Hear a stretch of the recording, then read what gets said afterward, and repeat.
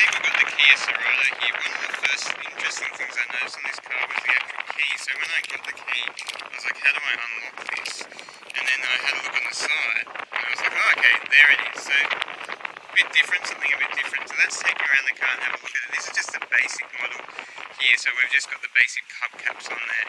So I'm just going to take you around the car, and then having a look at the back here. I actually really like the back, the little black area there. It reminds me of the Audis there, so it's got a sporty look there. It's just got a single exhaust. Obviously, if you upgrade it to one of the more sporty versions, you'll get the dual exhaust there.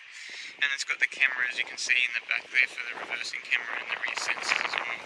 If we come back around here and have a look again at this side, I don't mind the look of this car. It is, in my opinion, quite an attractive looking car there.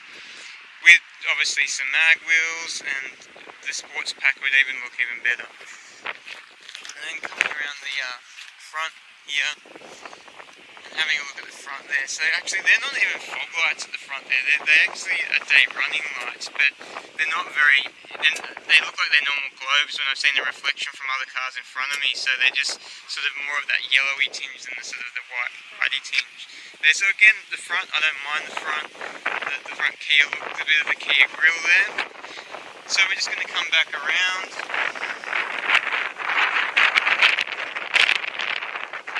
Have a look from the outside. So we're going to jump in now, and what you'll notice is it actually plays music when we jump in. So let's see if we'll do it. No, it hasn't done it actually, but what it does do is play a bit of music when you jump in. Maybe because I hadn't unlocked the car is already unlocked. So having a look inside the car here, so I like the steering wheel on it. It's got it like, as you do get in these keys, you've got all the dials here on the wheels. So pretty much most of the controls are all on the wheel here. So a few different dials. So you've obviously got the volume button there. You can pick up the phone there. You've got your mode buttons there. You've also got here another mode button there. That's more for resetting the tacho there. And then you can control the cruise control from here. So it's all fairly easy in there. And as I said, I like the size of the wheel. This has got all obviously automatic windows, front and back. There you've got different things like your traction control you can turn on and off there. And you can see the lane assist there as well. This one here has got a nice center console dash there. I really like the size of it. It's a really good size. Reminds me of the sort of Mazdas there, and it's got Apple CarPlay as well, so that's quite handy. And you got a few other, you got digital radio, as you can see there, and we'll see what else is in here. Not much. Obviously the media there that you can connect there. Yeah, so you can see the menus there. You've got the phone, you can see the Apple CarPlay there, which I haven't got plugged in at the moment. Then you've got your radio, and then the different car settings. But look down here, the air conditioning. You've got there 2 USB plugs that you can plug into. You've got the gear stick here, so you can put it in the sports mode. It's got Tiptronic, and then by putting in Tiptronic, you're in the sports mode there. And then you've got obviously your parking assist, where you can turn off and on. Standard handbrake there.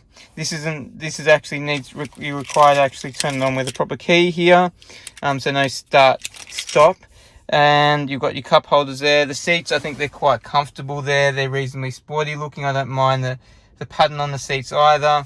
And then just having a look around the cockpit here. So what I'm going to do now is I'm going to jump in the back, show you the back quickly. So I'm in the back now, and there's a really good amount of room here. So probably the similar amount of room that I'd get in one of their medium-sized SUVs. So that's definitely a plus, is the amount of room there. Looking around here, it's pretty basic. You can see the sort of the basic plastic near the handles there and things like that, but this is the basic model. And then just looking around here, and then it's got the cup holders here if you need to use it in the back here, and you've got no one sitting in the middle. What I'll do now is I'll take you around. We'll have a look at the size of the boot. Let's just open the boot here. Just a look there. So it's a good size boot here. It's sort of a semi-hatch there. We've got a few additional storage compartments down there and there. And then you've got some storage in here as well. So a fair bit of storage in the little storage spots nice in here, which is quite good. You've got all the child seat car mounts in the back there, which you just expect, and you've got this cargo there, the cargo cover the cargo there. But yeah, it's a reasonable sized boot. Manual close there, so just close that back up. And yeah, and that's the back of it again. So what we'll do now is I'll jump in the car and tell you what I think of it. So what do I think about the Kia Cerato?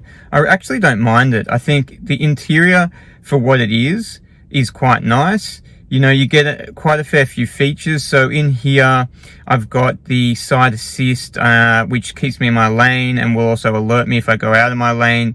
You can feel the steering wheel pulling you in your lane, so it works quite well. I think it kind of intervenes a bit too much, but I have noticed that before in other Kias that I've driven, that it is very sensitive.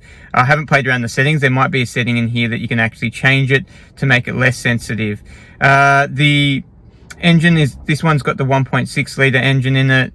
It's not the quickest thing ever. You'd probably want to think about going for the 2 litre if you wanted something a bit more powerful in there. Obviously it gets you from A to B without any problems, but I think if you're carrying a fair few people, you'd start to feel the car lagging and lacking for power there. The handling of the car is quite good. It's a small car, you'd expect that, but it feels really sturdy on the road there. It's how it feels driving it. It feels quite smooth. It feels smoother than the Toyota Corolla I had a few months ago. It rides reasonably well along the road there. Most potholes you don't feel too harshly. For some of the larger potholes, you will feel a bit of a jolt in the car, but you know that it's quite reasonable, the ride in here, without being absolutely fantastic. The stereo system is I would say lacking in this. It's probably one of the negative points I've got to say about this. It's not very good in this. Again, this is the basic model, so I'm sure, yes, if you get a more of the upgraded model, you can get a better stereo system in it. Driving it around, looking at there's no too many blind spots or anything like that, so it's quite easy to see other cars around you and things like that. The steering feels quite good. The gearbox, it's a 7-speed gearbox in this. The gearbox is good. I've had no issues with it. It'll accelerate when I want it to accelerate, even though obviously not that quickly.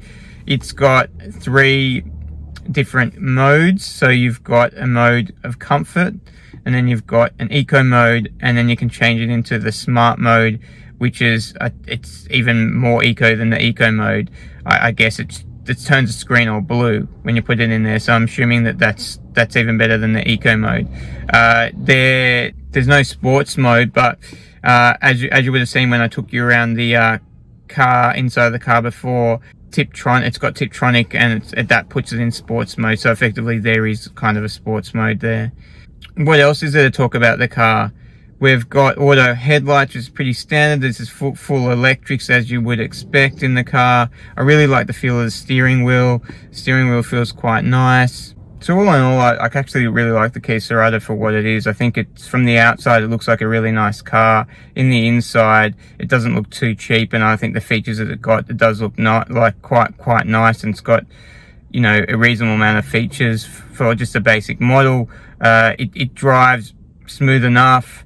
The engine, as I said, it's not the quickest, but you know, it's more than adequate for just, you know, driving around town and things like that. And in general, I think it's quite a good car. So it's something that you should, if you're looking at this sort of size car, it's definitely something you'd look at. I do prefer it over the Toyota Corolla.